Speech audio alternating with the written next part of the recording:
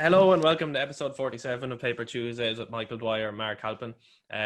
Michael, would you like to introduce our guest for today? Yes, we're Paper Tuesdays honoured to have a professor in psychiatry at Trinity College in Dublin and a consultant psychiatrist in Tallaght University Hospital and librarian of the Royal College of Psychiatrists. It's Professor Brendan Kelly. Professor, a pleasure to have you with us. Thanks a million for taking the time out of your busy schedule to join us.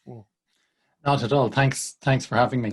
One of the reasons that sparked my idea of having you on was when you were on Southeast Radio there recently and you were speaking about the book that you wrote back in March, Coping with Coronavirus. You wrote it in 10 days. It runs to 110 pages, but it's a simple toolkit to, and you know, coronavirus or no coronavirus, I'd say we could have done with it in just reminding ourselves to control the controllables, to remember that small actions help, and to think of others and be aware of our emotions.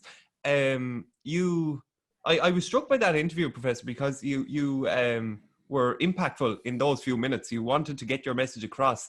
Is there a reason for that? Is it like, you try to cut through the jargon and just, say there are simple things that one could be doing to improve one's mental health in these times? Yeah, I mean, there are simple things that we do to manage our mental health during regular times. And when the COVID-19 pandemic started, a lot of people lost sight of things they normally did. And it was as if the situation was entirely new, which it was in some ways, but in other ways, the coping mechanisms we can use are very, very similar. So when all of this started at the opening months of 2020, it seemed to me useful to have a reminder of, what we can do, how we can use our coping mechanisms, maybe the way we think about things, the way we behave, to try and deal with the new and unusual situation, which has now gone on a lot longer than anyone might have expected, I think it's fair to say. So that's why I wrote the short book, Coping with Coronavirus. It's an ebook initially. Actually, we wanted to make it free. But then it turns out that we couldn't for some reason. So it costs about €1 to download it from Merriam Press or Amazon or loads of places. And proceeds, although there mightn't be any proceeds much if it's only €1, but anyway, proceeds will go to the Irish Red Cross because it's an effort to, use some of the techniques that we already have for managing anxiety and worry and getting the best we can out of them in this highly unusual situation. One of the things you say is about finding one's flow and becoming absorbed in a task, and then you noted even how knitting can offer that relief, that respite. What do you, as a psychiatrist, what is it about the flow state that you think is conducive for positive mental health? Well, I mean, in a lot of sort of psychological traditions and religious traditions, people lose themselves in something. Sometimes it's in prayer. Say in Roman Catholic tradition, you've some, prayers, say like the Rosary, for example, which is a very repetitive prayer. You say the same words again and again, and there's a real rhythm, and people lose themselves in it. In Buddhist tradition, you have mindfulness and meditation, where people let go of their surroundings and simply focus on the moment. In certain Islamic traditions, you have the Sufi tradition where people dance and twirl and lose themselves in that way, lose the cognitive awareness. So these are all good ways of disconnecting for a little while from surrounding reality and disconnecting from the news about COVID, disconnecting about the pandemic and the endless talk about it, and spending time in a nourished, detached state of mind. Now, a lot of people don't like talk about mindfulness and meditation or even yoga or stuff like this. They think it's all kind of new agey, but people have other ways of achieving this. A lot of people doing sport, people going for a run or having a swim, they forget about everything else. They only feel the movement of their feet as they run or the movement of their body in the water. And then for other people, it can be different. As I say, knitting is something that is peculiarly absorbing.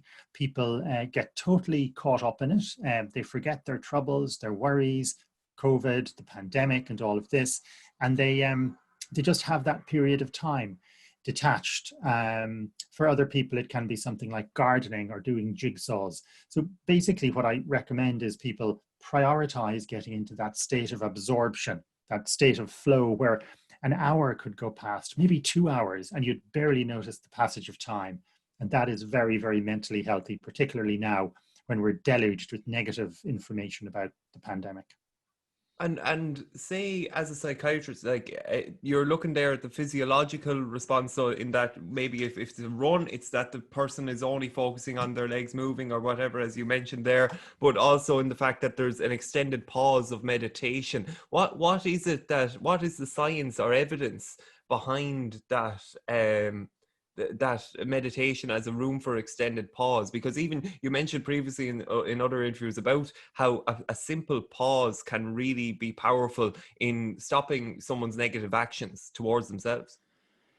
Yes, I mean, the cognitive studies, if you like, the neuropsychology studies are very clear that we get into negative spirals, negative thought patterns. And they've studied the best ways to interrupt negative thought sequences. And one way is to try to have positive thoughts, but that can be incredibly difficult if you're in the middle of negative thoughts. So the studies suggest the best way to interrupt a negative thought cycle is not by focusing on your thinking even more, but by actually doing something, a behavior, standing up, going out the door, walking. I mean, we all know that physical sensations can trump everything. So to take one example, if you're outside and you're thinking about something and you're caught up in something and it suddenly starts to rain heavily, suddenly that's what matters. That's where your thoughts are. There's this interruption. And so when we have a negative thought spiral, the research is very clear. The quickest thing we can do is to behave our way out of it rather than think our way out of it. And that really, really works. And it helps you get some perspective on things. In terms of the brain itself, it's a little difficult to know what this kind of time or absorption activity does. There have been numerous imaging studies of meditation, and there's no doubt that practicing meditation or mindfulness or yoga changes brain structure and function. And it would be astonishing if it didn't. We all know that physical exercise changes our body's structure and function. People build muscle and they gain abilities, and their joints strengthen and their bones strengthen. So it's the exact same with our brains when we practice things like meditation or yoga or periods of absorption. Our brains benefit and we become more resilient and stronger. Of course, you have first-hand experience. You sat for a year, as the book said, and you gave 15 minutes of meditation each day. How did you, would you recommend it, having done it? Do you still do it? Yeah, no, I do recommend it. I still do it. And this is The Doctor Who Sat for a Year, which was a book about trying to meditate for 15 minutes a day, 10 or 15 minutes a day for a year, because I'd been reading for years about the value of meditation and how important it is. But I mean, the simple fact was, I mean, I have a family, I have a job, I have a mortgage. I was never going to walk away, go up a mountain or into a mud hut and meditate continually for a year. Like it just wasn't, and it's not practical for most people. So the question was, what about a more sustainable commitment, 10 or 15 minutes a day? And is it possible to do it in a fairly normal, busy, modern life? And if so, does it help? I think the effort involved in doing it, carving out even that little space every day, is a key part of the benefit. But also the meditation itself, the sitting for 10 or 15 minutes, having a pause, letting things settle a little bit, trying to detach for that period of time, failing to detach for that period of time, trying again to detach for that period of time. And that's the training. That's the skill you're trying to build. So if you're not failing, then you're not trying properly. And it does help. There's no doubt about it that you become that little bit calmer, that little bit less impulsive, and less prone to sudden anger was a big one. So, for example, I might be in the traffic in the car and someone pulls out in front of me in a thoughtless or a dangerous fashion. So rather than being rather than having this surge of anger, one is a little more, a little calmer, a little more proportionate, and able to say, well, look, maybe that person's really late getting home, or had problems, or had a bad day, and they shouldn't have done what they did, but, you know, and of course, once you think like that, the moment has passed and you have resisted the urge to anger. So it certainly helps with that. And of course, having a meditation practice or an awareness prior to the pandemic is very helpful when something like this kicks in. It's not entirely new. You have some skills already developed. Sorry, Brendan, do you mind just talking us through your own specific practice of meditation? Because there are various forms of it. So what exactly do you use? Do you count the number of breaths, the length of each breath, or are you just simply noticing when you think and trying to bring your thought back to the... So, I mean, there are all kinds of different ways of doing this. You know, the purpose, kind of the two purposes of it are to just focus literally on the present moment, not the future, because that will just make you anxious, or the past, that will just make you depressed. So you just need to focus on the moment. And the second thing you're doing is trying to discipline your thoughts a little bit to stop them ambling about the place and jumping around. So all the specific techniques that you mentioned, like counting breaths, are methods of doing that. You're not counting your breaths because it's important how many breaths you take. You're doing that as a way of not thinking about the COVID pandemic, work, family, and all of that. And people focus on the breath, not because it's extra special, just because it's always there. No matter where you are, your breath is with you. You don't need equipment, it's there. And if your breath isn't there, then you've got, you know, other problems.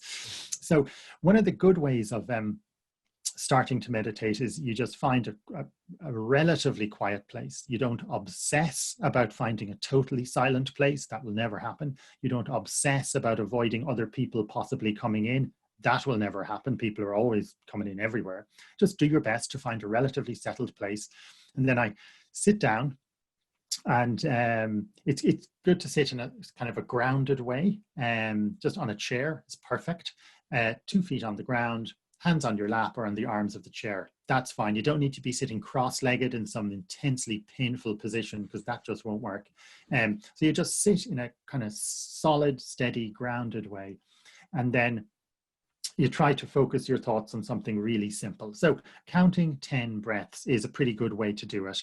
And if you breathe normally, it'll take you a little while to count 10 breaths. And inevitably, before you get to 10, your thoughts will have wandered off, thinking about, you know, all kinds of things, like sensible things, kind of sensible things, and then completely daft, random things in your head.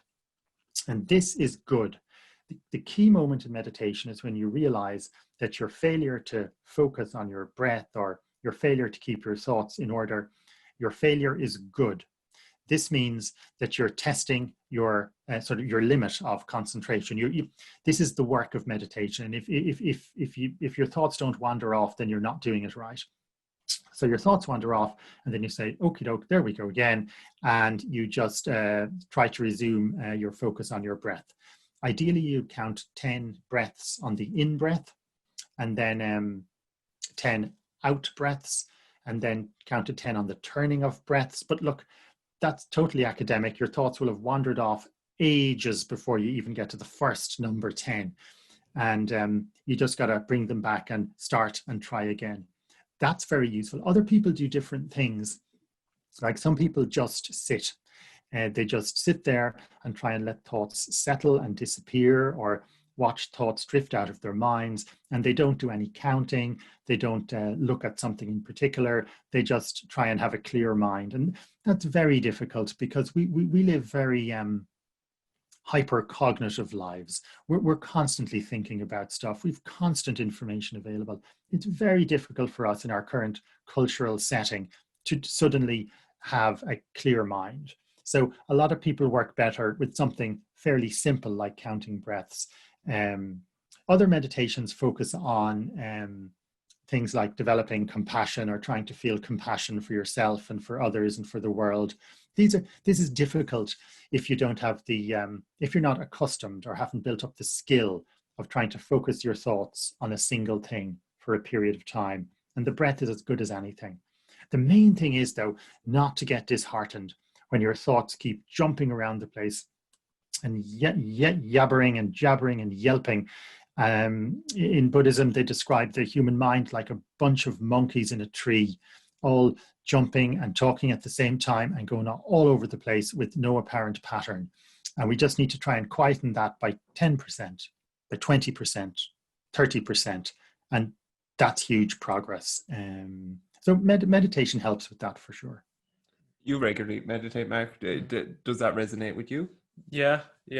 I've tried a few different breathing practices. So I asked, like, I've tried the Wim Hof. I'm sure you've heard of that, and I find that really interesting because I don't know if you've tried it yourself. It's basically just breathing really fast and getting yourself in sort of like a panic state, and then holding your breath and bringing it completely back to baseline. And some weird stuff happens with your head and your body, and it's very interesting. But I don't know, is that sort of the same principle? I think that's sort of to help autoimmune issues and things like that. No, it is. And but what you describe is so interesting. The fact that we can induce these strange mental states in our heads, these strange states of mind, simply by changing our breathing pattern, so quickly.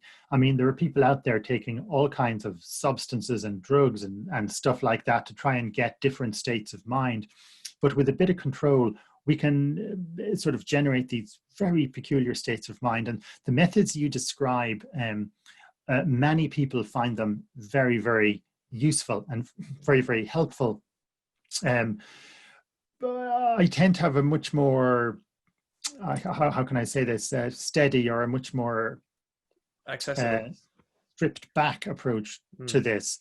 You do find people who pick up all these different meditation techniques and keep trying one and then another and then another, as if they're searching for something, whereas what they're doing really is avoiding sitting and meditating. And our brains come up with amazing ways to fill what should be really a space, the space of meditation. So you have people who lurch from one kind of meditation class to another meditation class, and then to a retreat, and then back to the first meditation class.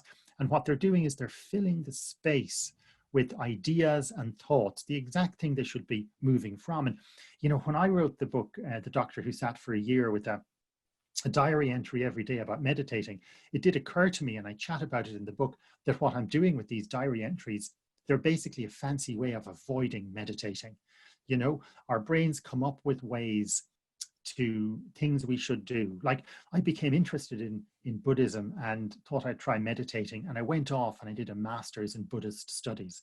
And then it occurred to me afterwards, I had done that to avoid meditating because my brain, what I should have been doing is, as they say, I should have been on the mat. I should have been sitting, meditating. Instead, my crazy hypercognitive brain decided to go off and get an academic qualification in this area. And it was just an excuse not to meditate as much as I should.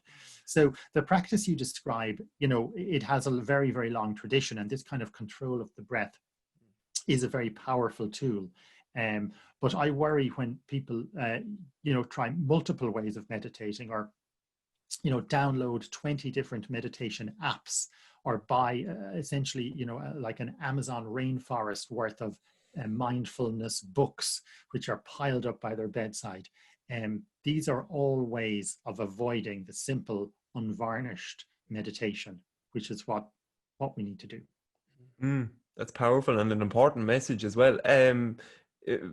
Just on this kind of area, like you deal with people every day who have mental health difficulties, and yet this simple wisdom, you have to come up, I imagine, with different ways of offering it to the person and bringing them out of a bad place. Is there a dichotomy there, in that you have a lot of wisdom, but yet it's finding the right funnel to get to the person that needs it most?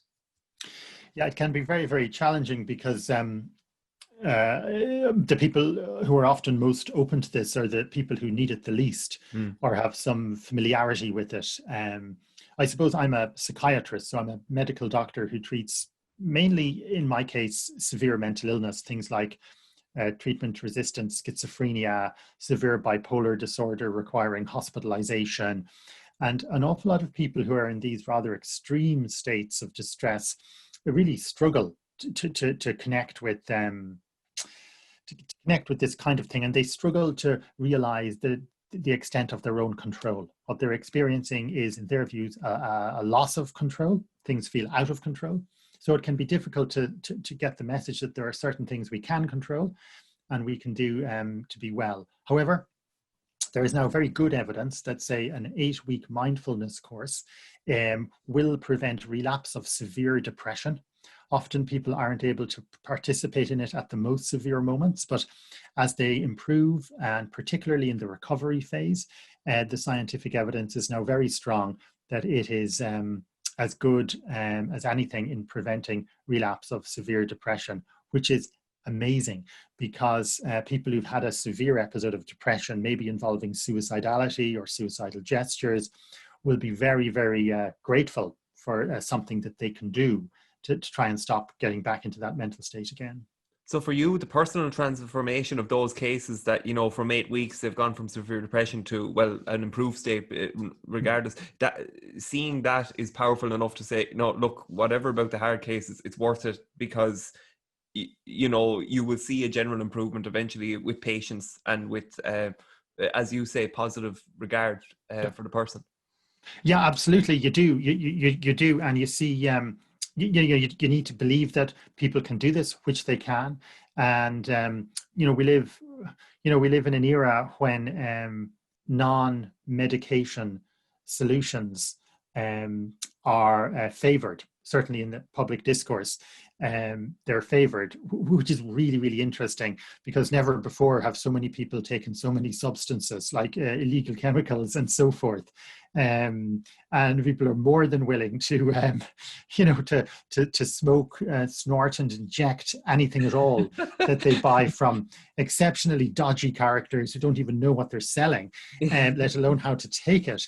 And yet when it comes to sort of medicines that have run through clinical trials and regulators, people are very, very hesitant. There's a very, very strange double standard at work. But anyway, I guess that's the world we're in. So people tend to like solutions that do not involve prescribed medications. And for people in that cohort, it can be very useful as well, because it's a very, meditation and mindfulness and related activities are a very acceptable option at this particular point in our history. It wasn't always the case, but it is now. Yeah, I know it's probably related to that, the John Hopkins study. Have you read that? Or I'm not totally aware of it though. The John just last year, the effects of psilocybin mushrooms on depression long term. Yeah. And so that's psilocybin's very, very interesting, and there is a big international study going on into psilocybin. There is a research center at Tala University Hospital where I work in our department, and my colleagues are really leading out on that, and it's looking at the use of psilocybin for treatment-resistant depression, so for severe depression. There is some evidence that it's helpful, but there needs to be more systematic evidence, as there needs to be for any medication. Psilocybin is being treated the same as any substance that's proposed in medicine for the treatment of anything. So doing properly conducted clinical trials is complex and takes quite a long time. There is evidence that it might well be helpful, but possibly not for everybody. But I can honestly say never has a clinical trial generated such interest and clamor from people to participate in it. It's the amount of communications coming in is extraordinary, but there are quite rigorous criteria for participation in it to make sure it's as scientifically reliable as possible. It does hold out hope. So do other things like ketamine might hold out hope, and there are trials, and that is used a little bit now as well in a sort of a controlled way. These things aren't dramatic, but they do appear to help. And psilocybin, I'd say there's a more than 50% chance it'll find a place in the treatment of depression over the coming years. Okay. What about diet, Brendan? Do you reckon that could help ease symptoms of depression? The low carb diets or ketogenic diets, people claim to have positive mental health benefits from those as well. Yeah, no, people do. And it's very hard to distinguish between the benefit that's attributable to the diet itself or the benefit that might be attributable to that moment when the person said, do you know what I'm going to do now? I'm going to really kind of get on top of the, the way I'm feeling, and I'm going to take steps. And, whether it's attributable to the psychological turning point or the actual content of the diet itself. In terms of studies, it's none of those particularly described diets have been tested as rigorously as medications get tested. Medications get tested because you're not allowed recommend a medication unless there are clinical trials. Right. People go around the place recommending diets left, right, and center without any clinical trials. And as a result, it's very, very hard to say. Maybe one of those diets, in fact, holds the answer.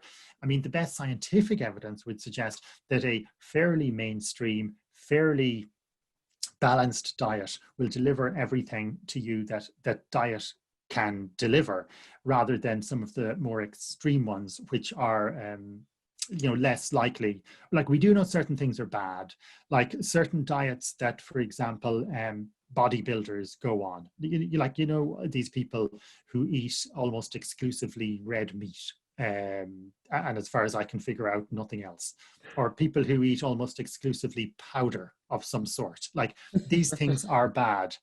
And while they might generate enormous muscles, I don't know about you guys, but while they might generate enormous muscles, that comes at a serious cost in terms of overall health. So, I mean, the best evidence is for a regular balanced diet, but I guess it is possible that out there is a specific diet that helps, but there isn't systematic evidence that I, as a psychiatrist, could hand on heart recommend to patients. What we do recommend is we actively recommend exercise, 30 minutes, 3 times a week of moderately vigorous exercise. We actively recommend improving diet and moving towards a more balanced diet. And we actively recommend an absorption activity as well. Now, these things are immensely powerful if we can do them, as well as sleep. We're very, very strong on the role of sleep in mood. And they're the 4 big things that we recommend to people: the exercise, the diet, the absorption activity, and sleep. Yeah. You mentioned at the start of it a fascinating idea on the, that when someone takes, be it the diet itself or be it the person taking ownership and taking responsibility of that aspect of life, is that a personal view, or is there clinical studies into that aspect of human behavior? It's impossible to study. It's impossible to study that. That's a clinical view, if you like, from the years of seeing people. I mean, I qualified in medicine in 1996, so that's 25 years now. And watching people having this moment, this sort of transition moment, when at some quite unpredictable point, they decide it's time to get organized, to get going, and to do things. And it's so hard to know what triggers it. It's kind of like a New Year's resolution thing, but not happening at New Year. It's very interesting what triggers this in people. Sometimes it's a comment, sometimes it's something a bit random. I'm very interested in public and media discussions about mental health. And having been in this field, I listen out for these, and I hear these all the time. Okay.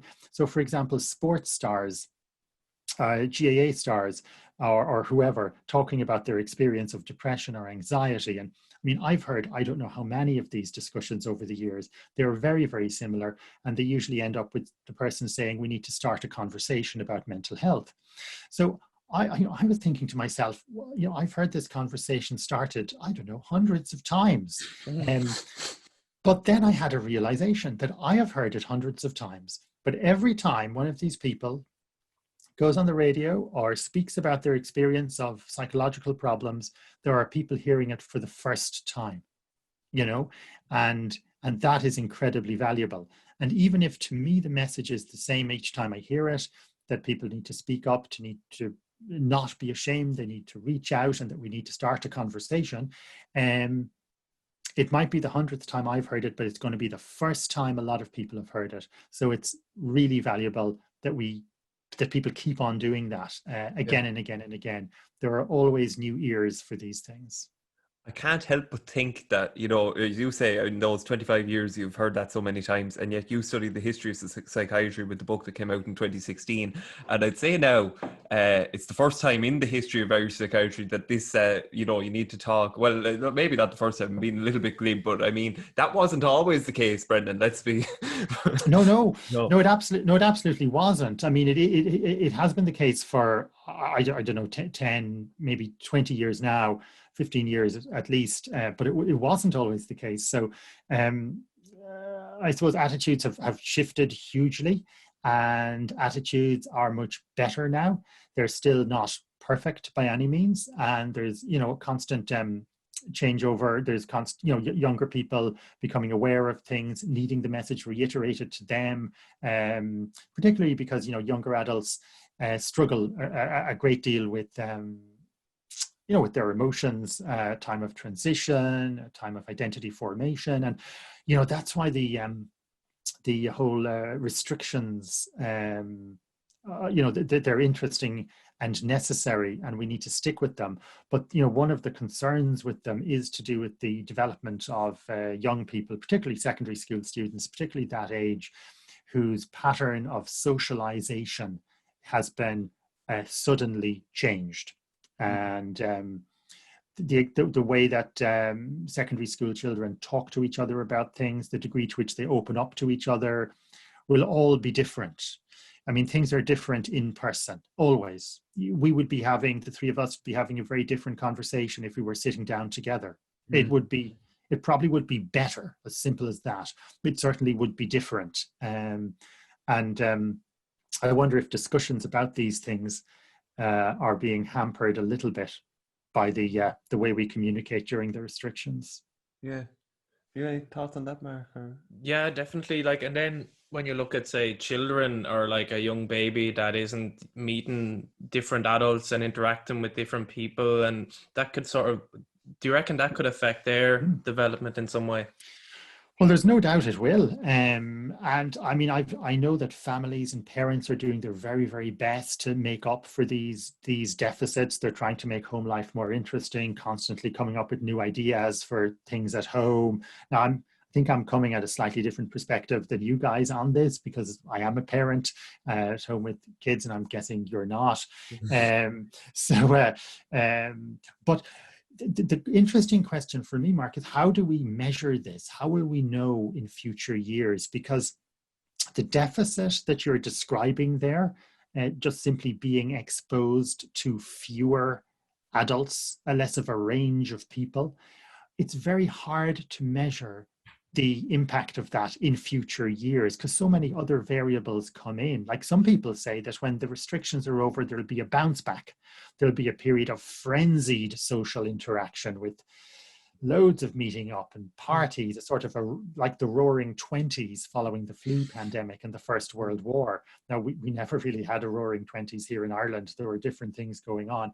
But so it's going to be really hard to measure the effect that you're talking about in research terms. But my personal view is it undoubtedly affects a person's social development if they're exposed to a narrower, a smaller range of people. And it's particularly true at the secondary school age, where you're supposed to be meeting, you know, different people. Yeah, or starting college. Like, God love the poor children who'd under leaving cert last year, and they got no debs or grad mass, no first week of college, no moving away from home. Yeah. All these sort of rites of passage. Yeah. No. These are incredibly important, and they've been missed, and maybe people will make up for them kind of at a later stage and that, but there's just no doubt that we are all mourning the loss of certain things. I mean, some families are mourning the loss of family members who died. Most people are mourning the loss of a lot of freedom, but there are some losses we can't recoup, like those experiences you describe, a baby's first year of life, when they see, I don't know, maybe a half dozen adults, whereas in fact they should have seen hundreds. Yeah, and these insights, obviously within academia, come from scholarship, and you have been prolific in churning out articles, journal articles, chapters, anything that you can find a niche, you go for it. Like, even in terms of what you've 3 masters and 3 PhDs, how do you develop such a personal discipline in being an academic. It could have been very easy for someone like you to just take a backseat, take the, do your teaching work, do your medical work, and not continue that academic work. I know you could have, you definitely could have chosen to take a lighter route, I think. Well, yeah, no, I've done a large number of university degrees, as you say, and a number of PhDs, but it's personally, it's just the way I am. It's just what I like to do. And it's not like there's specific merit or enormous effort involved. It's just simply how I am. It's just the way I was shaped for some reason. So while you might enjoy, I don't know, on a Saturday afternoon, you might sit down and watch a rugby match, right? Might require no effort from you, completely pleasurable activity. I would be far happier sitting at the computer, tapping away on an article or a paper or a thesis or something. It's just what I would do, and it would require it's not a hardship. It requires effort, I suppose, but it's just what I like. And left to my own devices, that's what I do. The same way that someone else might sit down and watch the TV or use Twitter. There are some things that have completely passed me by, like social media. I honestly haven't a clue, really. I've never used such things. I tried hard to watch box sets on the television. I put in a lot of hard work there. Just didn't happen for me. I remember watching something called The Wire, several episodes of it. Just did nothing. I couldn't get it. I tried. I really worked. In the end, I just decided, look, just relax, go up and do, Brilliant. Fair play. But like, that source of fun, like, do you get fun from, films? You're interested in films. Yeah. I do, and that's a kind of absorption too. When I go to the cinema, when I could go to the cinema, like I'd go every week, twice a week, I'd see 3 movies in a day. But that's complete absorption for me. As soon as I sit down there in the cinema, I am gone. I am in there in the film. Just that kind of total immersion just clicks for me. It doesn't for everyone else. I understand that. But for me, it does. So when there's sadness in the film, I'm down in the dumps. When everything is starting to work out again, I'm rising up with the wave. And when it's a triumph, I'm right there completely. So, and I break with reality. I could go into the cinema and see 3 movies in the day and still want more. I think it's really good to have something like that you can do. Now, the cinema has been taken from me, unfortunately, but I will be the first back in there when they open up. Fair play. Yeah, brilliant. It's a great to hear you describe in such colourful language a film, because it brings to life what the peaks and troughs of what a movie is trying to portray to the viewer. Yeah. Well, I'm there. It's not portraying it to me. I'm in it. Right. Part of it. I'm right in there. Yeah. Yeah. You have a book coming out. I think it's this week. You have another book coming out, The Algorithm in Primary Care. Is that right? Oh yeah, well, that's a book about the treatment of mental illness by GPs. We know that. I wouldn't be reading it, but I find that fascinating that because GPs are the coalface of mental health. So I'm just interested in is that a regular thing for an algorithm to be produced for GPs? No, I mean GPs. Most mental health problems that we have, our first step is to talk to someone, to our friend, to our family or whatever. And the second step then, if that's not enough, it's to the GP. So 90% of psychological problems and mental health problems, if they are treated at all, are treated by GPs. So the book is about the pathways in treating step by step in managing particularly common problems that present to GPs. These are things like depression, anxiety, alcohol problems, and things like that. So the book is coming out this week, I think, and it's step-by-step guides to try and help GPs, and also to look at the thresholds. When does a GP decide that this is too much? We're going to send this person to a psychiatrist or to a mental health team, and those thresholds are really important. But you are absolutely correct that GPs manage most mental health problems in Ireland, and I have to say that very clearly and pay tribute to the work of the GPs because I am married to a GP. So just to be clear, in case this is watched by my wife, GPs are central. Yeah. Brendan, I have a question about grief and sort of GPs and antidepressants.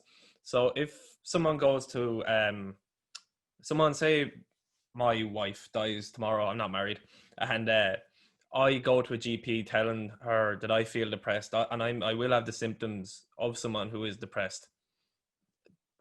Am I going to be prescribed an antidepressant and not feel the emotions intended for grief?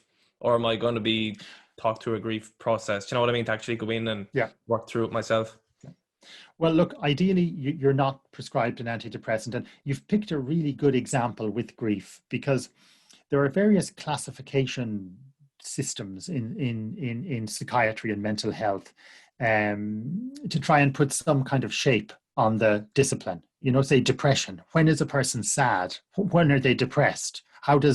What decides that? Is it length of time? Is it severity? Is it other stuff? So there are classification systems that try to put a bit of shape on this. They're never perfect because everyone's different.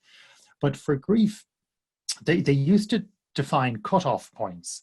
They used to say that if someone dies and you're grieving and you're quite disabled by your grief, that's okay up until, say, 3 months, or some people say 6 months, but after that it qualifies as depression. Now, when I put it to you like that, it clearly is absurd, because, you know, if one's partner dies, a very close person you've been with for years and years, there will be extreme sadness initially, and it's possibly right and correct that there would be a little bit of sadness, maybe forever, you know, that because people leave such impressions on us that when they die, they don't fully go from us. A really good example is we often, well, from time to time, see people, let's say a couple who've been married for decades, and let's say it's a husband and wife, say, and the husband dies. The wife might report seeing and hearing the husband, the way that she saw him and heard him, tens of thousands of times, sitting by the fire or washing up. It might be just a few minutes, and it's really an echo of what she experienced tens of thousands of times. And sometimes people come to us distressed by this. And certainly our view is, don't worry about it in the slightest. You know, it's not a hallucination as such. It's not an illness. It's just your brain and your mind's way of gradually letting go of this person. You cannot be expected to let go in a finger snap. And so we say to people, don't worry about it if you see the deceased person or you hear the deceased person the way you heard them hundreds and thousands of times in your life. That's fine. You're just letting go gradually, and talk back to the person, you know, fire ahead. Don't feel bad about it in the slightest, because sadly this too will fade as you let go over the years, and it will be sad when that re-experiencing fades. Yeah. So I guess it varies a little bit, I suppose, from GP to GP, but we're not very good in this country at tolerating this extreme kind of grief and recognizing that it is correct and respectful to the deceased person that we would be sad, that we would find life difficult without them, that the period of adjustment would be very difficult at first, and maybe the period of adjustment to their loss goes on forever. Maybe there is no end, and we need to accept that as well. There has been a tendency to medicalize grief, which is unhealthy. It's just not good. And I can understand it. I've met people who are so locked in grief, they've tried to kill themselves. And you sometimes think, when things get to that stage, is there maybe an argument to be made for treating it as depression? And maybe there is at that level of severity, but that threshold, we need to keep it quite high.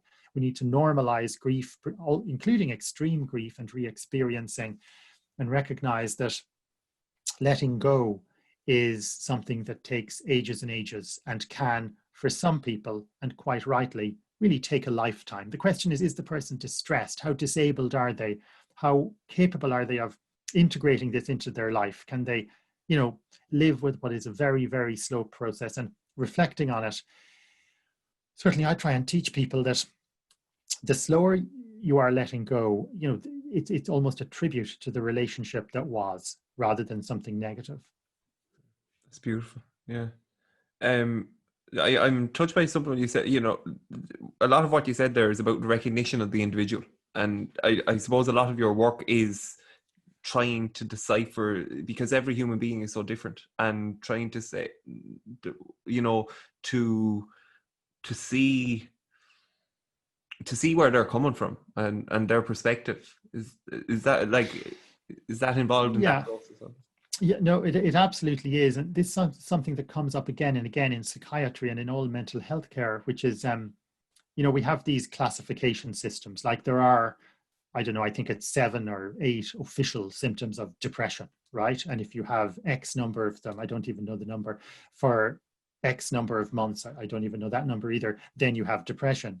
And, you know, this is a very helpful list to have, very helpful guideline. But it does need to be applied to the individual, to the person and where they're coming from and how they think. So what we tend to do is we give this person this list and say, look, here are the official symptoms of depression. You'll go down through them. Do they make sense to you? Do you have this one? Do you not have this one? And the person will inevitably say, oh, I have this and this, but I don't have this, but I have this additional thing that's not on your list. And it's a really good way of talking things through once we apply it, as you say, to each individual person where they're coming from. And we can skip the labeling stage altogether, the do you have depression or do you not stage, and move on to what can be helpful for the symptoms you described. And for some people, you know, the psychological therapies like cognitive therapy, behavior therapy are good. For everybody, things like their lifestyle and their diet and giving them that little bit of power back again is important. And then for some people, some of the medications are helpful too, depending on the particular combination of symptoms and their general outlook about such matters.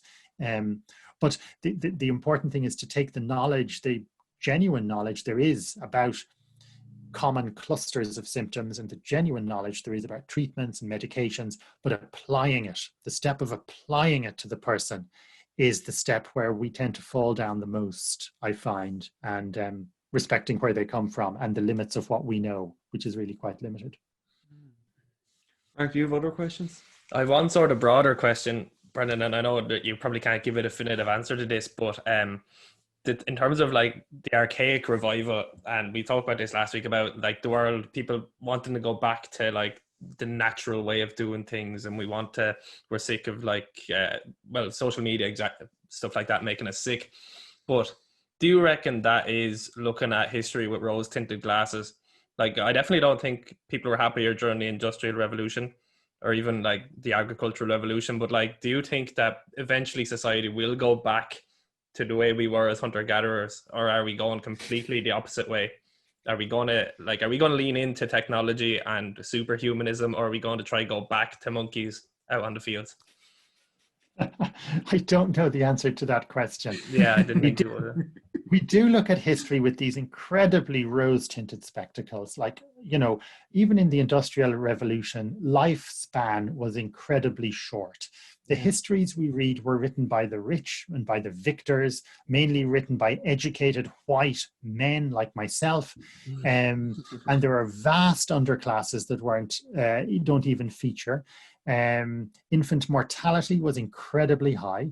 People rarely lived past the age of 50. Most died before 40. Whereas now we're living into our 70s and 80s. Now you can argue some of that is sort of medical prolongation of life, but it's actually really good. People are living longer. We're healthier than ever before, amazingly, despite there being too many of us on the planet, and even despite the pandemic. So the benefits are huge, and people are being lifted out of poverty every year, hundreds of thousands of people. There is a real issue, though, about the cost of this in terms of the planet. And our willful blindness to it. And I suppose if we were very serious, if we could think collectively, which all the evidence is that we can't, but if we could think collectively as a species, we would be spending 90% of our time figuring out how to cope with climate change and the changing planetary conditions we have caused. We would be spending 9% of our time worried about the COVID-19 pandemic, and everything else could fit into 1%. That's if we were allocating our time and energy correctly in proportion to the threats that they face to human well-being and human existence. We appear to be collectively utterly incapable of organizing ourselves and our priorities in order to do that. But I do think there is a lot of rose-tinted talk about the past. people overlooking the deaths, the low life expectancy, the illness, the suffering that was involved. We take so much of our wellness for granted. Maybe this is something of a wake-up call. COVID-19 is, for those of us in rich Western countries, maybe the first time that nature has really brought us to our knees. We're not a people familiar with floods, volcanoes, tsunamis, drought, famine, infectious diseases, and there are huge parts of the world where these things are regular occurrences. Will this very unusual bringing to our knees of the rich Western countries change anything? You know, because you're young and full of hope, I'm going to go with yes, it will change things. Because I'm old and cynical, I'm not even going to finish what my old and cynical hat is telling me about this. It's really important you guys are full of hope. Well, thanks. Well, on Paper Tuesdays, that was a brilliant response. And on Paper Tuesdays, we actually do have a regular experience of flash flood, Brendan. So I'll share this one with you. This is our regular contributor, James Flood. Sorry, I do need to provide some context to this. This is coming from the fact that Republican congressmen were scared to vote to impeach Trump for their sake. Oh, sorry, I think he actually had two floods. 1 second there, we'll go back to the first one. Oh, lads, it's just been another week of it, really, hasn't it? I'm really sick of it. Just like, you can't have an opinion anymore. You can't have discourse with anyone. If you put an opinion out there now, you're doing it at fear of being labelled wrong and a man bastard and all these kind of things, and shamed and ganged up on online, and it's like, it's not on. What happened to going and just having a debate and talking things out? Like, where's it gone? What happened to it? It's the art of debate is gone. Nobody can give facts to back up an answer. It's just, oh, you're wrong, fuck you, you're evil, you're this, you're that, you're left, you're right, it's just wrong. Bring back debate and argument and discourse and everything like that. Like, do it out in the open without fear of being bullied and harassed and shamed online for having an opinion. Like, it's just, no, it's like that old saying, like, everyone has an opinion, and everyone has an arsehole, but some stink and some don't. Like, wow, eloquent as always. Yeah, he was speaking about the Trump, the Republicans not voting to impeach Trump for fear of their lives. Yeah, social media. You've said before that we shouldn't pour scorn on it, Brendan. Do you still say that, or do you think, or what do you think? No, I don't think we should pour scorn in it. I think there's a lot of good that happens on social media. I think it does give a new way for people to connect with each other. It can help very marginalized people. For example, I know certain groups of people with disabilities have been able to connect up with each other in ways that would not have been possible or would have taken months or years to do. So There are loads of good things that don't get said about social media, but it is a particularly powerful tool. It feeds into our human tendency to compare ourselves with other people. It allows us to make even crazier comparisons than we usually make. So, you know, I can implicitly look at myself and then go onto social media and look at, God, you know, I actually don't know a good comparator. I don't know, the Kardashians, right? Comparing myself to Kim Kardashian, all right? I'm just not going to come out good. You know, I'm a balding middle-aged man in Ireland, you know, she has a team of people to curate her online presence, and stylists, and I don't know what else, my image consultants, and yet I am implicitly making such a comparison when I arrive home from work, bedraggled, wet, tired, and totally disheartened, and I look at social media and there's this glowing creature. My life seems less. So social media taps into that human tendency to compare ourselves to other people, which is part of being human, but it allows us to do it quicker and more, which is negative.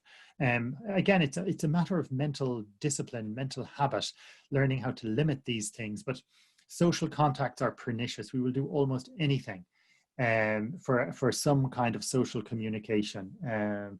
So I think we do need to look at how we use social media, if at all. I suppose I'm in the lucky position that the couple of times I looked at Twitter or things like that, it just did nothing for me at all. So the algorithms weren't able to trap you and get you to Capitol Hill and take the lectern with the lads. No, they just didn't get the mischief of that. I wasn't anywhere near Capitol Hill on the day in question you're asking. Any other closing thoughts, Mark? No, I think I've sort of got everything I wanted. I have one last question. Please God, when we overcome the pandemic, what do you think we could do to encourage positive mental health? You've spoken before about in Europe we have one of the highest suicide rates of young men and women. I don't know. Do you know if those figures are now changed? Because I suppose that would have been a year or two when those studies were completed. Yeah, I mean, looking at suicide statistics is very interesting because people do tend to pick out, very negative statistics, and even one suicide is one too many. We just can't have it, and each one is individual and different. And talking about statistics in relation to suicide can almost feel wrong. It's like it's taking away from the individual tragedy of each case. But the fact is, globally, suicide, the rate of suicide has fallen by 1/3 over the past 2 decades. And in Ireland too, the rate of suicide is falling each year. The fall in suicide globally is very, very interesting. It's when you take all the countries in the world into account, there's a decline of about 1/3 in the 3 decades leading up to 2017, 2018. And all countries, most countries follow this trend, but there is one big outlier, which is the United States, where as suicide fell by 1/3 in the rest of the world, in the US it went up by 30%. So, and the US is included in the global figures. So if you like, the fall in the rest of the world is even bigger than the 1/3 I've said, because that includes the 30% increase in the US. Now, the US doesn't really change global statistics hugely. It has about 4% of the world's population, despite dominating the airwaves 95% of the time. But the US is going utterly counter to the global downward trend. And I suppose your question was about after the pandemic, is to realize that, there are things we can do, just as the pandemic proves that there can be really negative public health events that upturn our lives, there can also be positive things. So the global fall in suicide by 1/3 over 3 decades it proves that we can get suicide rates down. It proves we should work harder to get suicide rates down because it is possible to do it. And it's a real source of hope. Now, it's not a source of hope to people bereaved by suicide who might be listening to your podcast. I understand that. Trust me, I really do. Nor is it a source of hope to people who are feeling suicidal in the moment. I understand that too. But at global level, it is possible to make positive change that is dramatic. Given that fall in suicide, there are millions of people alive now who would not be alive if the old suicide rate pertained. So I guess just as we're capable of experiencing very negative public health events like the pandemic, it is possible to make really positive changes as well. And that is something we need to take from the pandemic. What a striking closing message. I never would have considered that. That's brilliant. Professor, thank you so much, not only for your generosity and your time for your interview, but for your service to the medical field and academia. The world needs more Brendan Kellys, I think, with your sheer discipline and the ability to be engrossed in what could be dismissed by others as just annoying footnotes or whatever. You find some unique pleasure in that, and the world will be a better place as a result of it. So Paper Tuesday salutes you. Well, thank you very much. And as regard the world needing more Brendan Kellys, I will put that to my wife, but I will not tell you her response. Come up over Sunday lunch. Yeah. Okay, well, I'll quote you as the authority for saying that, but I think she might want to get in touch. Yeah. Thanks so much, Brendan. Thanks, Brendan, great. and Right. Best wishes to you and your family. Take care. Okay, you too. Thanks for having me. Thanks a million. Take care.